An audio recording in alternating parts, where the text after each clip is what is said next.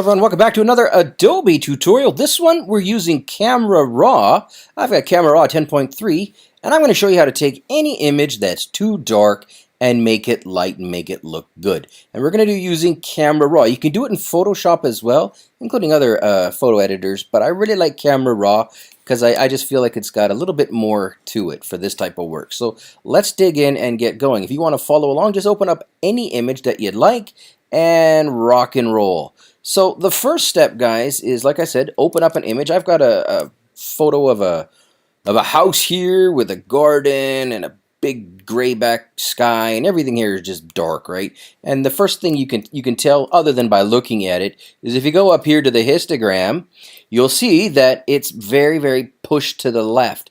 That means dark. If it's pushed to the right, that means it's really, really bright or probably overexposed. So let's get into this and start hacking away at it. The first thing I want to tell you, and you may or may not be aware of this, but you can actually move the components here inside the histogram by just left clicking on them and then pulling to the right. So let me show you what I'm talking about. Just by doing that, we've added in a little bit of shadow, which is kind of what we were looking for. Also, we can increase the exposure. As you can see here, as I hover over top of it, if I left click on it and then I pull it to the right, we are increasing the exposure of the shot. And it's actually looking pretty damn good, not gonna lie. Guys, we're already on our way, and now I don't want it to be too overexposed, or too exposed, pardon me, but you know, we want to, let's say something like that, right? Now, you're saying, hey, this looks great. Another thing here that you may or may not be aware of is this little Y button down here.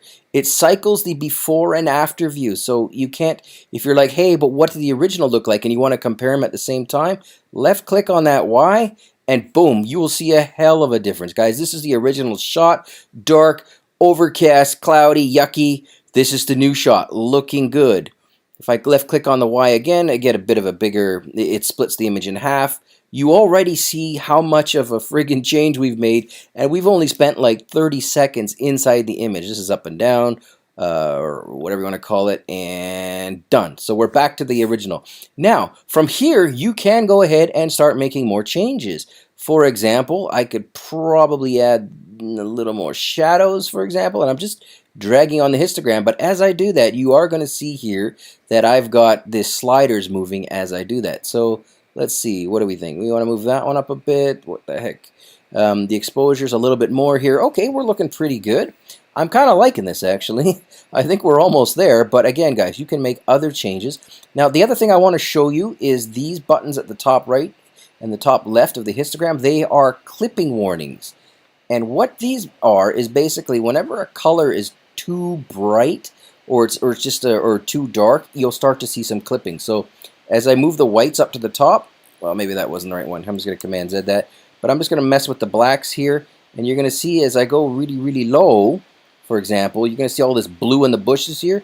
That means it's clipping, and that means you just kind of don't want to do that. So let's move the blacks up to the right here, so we don't want to see any of that clipping action. Okay, that's looking pretty good. There's a little bit of clipping, but it's not too bad. The same with the whites here. The whites are actually really, really good, but if you do make some, if you increase the whites too much, you're going to get clipping, as you see in the red there. So I'm going to pull back on that until right about there. And now, guys, really, really seriously, we're just seasoning this to taste. So whatever you like is kind of what you go with. But in terms of just fixing an image in like a minute or less, that's all you need to do. Pop it into Camera Raw. Do what we did just there, guys. Adjust it to taste, and bang, it is done. That's it for this tutorial, guys. Thanks for watching. I got a ton of more stuff coming up. Cheers.